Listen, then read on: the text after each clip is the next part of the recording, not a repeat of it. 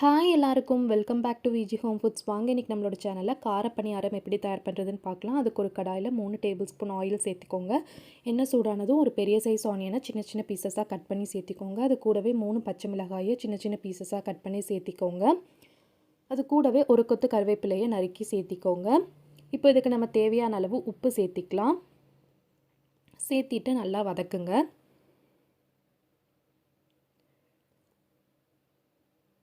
வெங்காயம் வதங்கினதும் இதில் கொஞ்சமாக கொத்தமல்லி இலைகள் தூவி வதக்கிட்டு அதை எடுத்து தோசை மாவில் சேர்த்து நல்லா மிக்ஸ் பண்ணிக்கலாம்.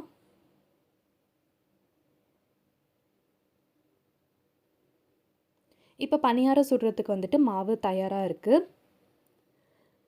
இப்போது பணியார கல்லில் வந்துட்டு கல் சூடானதும் கொஞ்சமாக எண்ணெய் வந்துட்டு குழியில் சேர்த்திக்கலாம்.